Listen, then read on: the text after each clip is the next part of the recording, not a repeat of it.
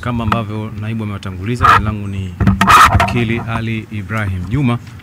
Ni naibu katibu mkuu Chama cha Demokrasia na Maendeleo kwa upande wa Zanzibar.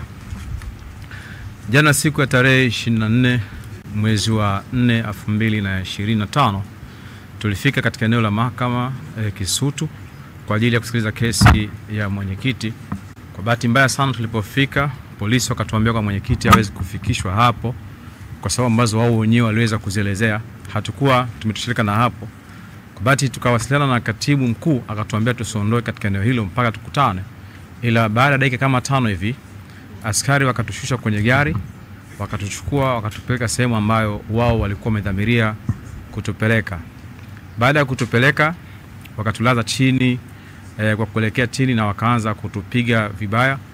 Walitupiga kipigo ambacho kwa kawaida binadamu wa kawaida ambaye hana makosa kikweli hastahili kupigwa, lakini tulipata kipigo ambacho hakustahili. Nilikuwa pamoja na kipigo ambacho nikipata, lakini nilikuwa nikisikitishwa sana na vitendo vya askari kumpiga makamu mwenyekiti Zanzibar kwa sababu ni mtu mzima, na katika hali ambayo walikuwa wakimpiga ni hali ambayo kwa kweli sio hali ya kawaida. Licha kwamba hakuweza kuvunjika sehemu kwa mujibu wa vipimo, lakini naamini majeraha ambayo yupo nao ni majeraha makubwa sana, kwa hiyo sio hali ya kawaida.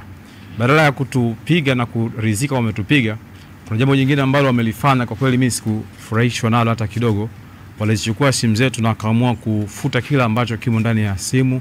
Wameamua kuzirestore simu kwa ajili ya kupoteza information zote, jambo ambalo kwa kweli halipo sawa ukiliangalia. Baada ya hapo wakaamua kuziweka simu zetu sehemu moja ili kila mtu aweze kuchukua simu yake na kuondoka. Wakati tunachukua simu zetu wakiwa tayari wamefanya kama kuondoka, waliamua kutishia kama kurudi hivi, na hapo ilibidi kila mmoja aweze kukimbia katika mazingira ambayo hayakuwa ya kawaida, kwa sababu katika kukimbia kwetu kuna sehemu ambayo ilikuwa ina uzio wa sengenge ambao ulipaswa kupita kwa ajili kwa kucrawl. Kama ni mtu ambaye huna mazoezi ya kawaida ni ngumu sana, aidha sengenge inaweza ikakuchoma. Tulifanikiwa kukimbia tukatoka katikati ya pori, hatujui mwelekeo tunaelekea wapi. Ilifikia tu tukaamua kufanya maamuzi magumu sana ya kuamua kwamba tunakoelekea tuamue kuelekea chochote ambacho kitatufika wacha tukitufike, kwa sababu tulikuwa tuna hofu kwamba eneo ambalo tulikuwepo lina kambi ya jeshi. Ila tulifikia tu tukafanya maamuzi ya kwamba tukasema hata kama kuna kambi ya jeshi basi tuamue kwenda, kitachofika tujielezea huko. Kwa bahati nzuri katika hali ya kukimbia na hali ambayo palikuwa pana maji mengi mno ambayo kutembea maji katika usawa wa magoti hadi kwenye nyonga, tuliweza kuvuka na tukafika barabarani, na badala hapo tukaamua kuchukua bodaboda kwa ajili ya kufika makao makuu kwa ajili ya kupata matibabu, kwa maana kwamba kuchukuliwa na kupelekwa hospitali. Kwa hali ilikuwa sio kawaida, ilikuwa kama hivyo ambavyo ilitokea siku ya jana. Kwa kumalizia niseme tu kwamba hali ambayo inafanywa na polisi Tanzania ambao wanasema ni wana jukumu la kulinda usalama wa raia na mali zao sio sahihi kabisa. Ni vitendo vya kikatili sana. Jambo ambalo kwa maoni yangu ni kwamba hivi ambavyo wanatufanyia haina maana kwamba sisi wanatuvunja moyo, bali wanatutia ujasiri wa kupambana. Na kwa maana kwamba hivi ambavyo wanatufanyia maana kwamba vitatengeneza visasi vya muda mrefu sana. Na mimi naamini kwamba haya ambao wanatufanyia wametufanyia sisi, lakini vizazi vyao vitakuja kufanywa haya ambao wametufanyia sisi. Lakini kama haitoshi ni kwamba sisi ambao tupo hai leo katika mapambano, sidhani kama tunakubaliana na haya mambo. Kila mtu anakuwa na fikra zake, na nataka nimwambie Rais Samia kwamba anachokifanya kutunyamazisha ni kosa kubwa sana, kwa sababu binadamu yote anapitia katika hali tatu. Ni lazima binadamu apitie mambo matatu. Binadamu ana sifa ya kufikiri. Ukimzuia kufikiri inabidi atasema, atazungumza. Ukimzuia kuzungumza atatenda. Kwa hiyo sasa hivi tunasema tu, wanajaribu kutuzuia tusiseme. Kuna muda tutakaa kimya, tutakuwa tunafikiri sana.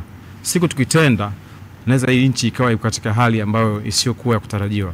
Na sisi tuko mbele tunasema leo, ila kuna watu ambao wako nyuma hawasemi, wanafikiri na watatenda siku moja vitu ambavyo vitakuwa sio sawa. Kwa hiyo ili tusifike huko, kuna haja ya Samia. Mimi ni Mzanzibari, tena ni Mzanzibari wa Nungwi kabisa, yeye ni Mzanzibari wa Kizimkazi. Kwa hiyo tunajuana.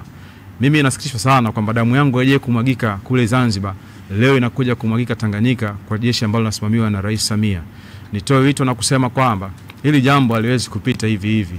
Mimi nina kwetu Nungwi Zanzibar.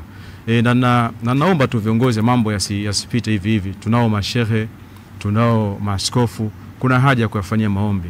Mimi ninachoamini kwamba nikifika kwetu basi siwezi kuwa limepita hivi hivi. Nitakutana na wazee, tutamshtakia Mwenyezi Mungu, kwani Mwenyezi Mungu ndio hakimu wa mahakimu wote. Na mwisho niseme kwamba Uislamu una aya moja ndefu sana ambayo inasema kwamba al-kisasu haku, kulipiza kisasi haki, ikiwa jicho kwa jicho, jino kwa jino, mkono kwa mkono, mtu kwa mtu. Ingawaje imekuja kumalizia kwa kusema kwamba kusamehe ni bora zaidi, lakini kwanza kabisa ilisisitiza kwamba unapofanywa kitu kibaya uangalie mustakabali kwamba uweze kulipiza kisasi au uweze kulipiwa fidia. Yangu mimi ni hayo, niwashukuru sana mchana huu na asanteni sana. Asante ndugu.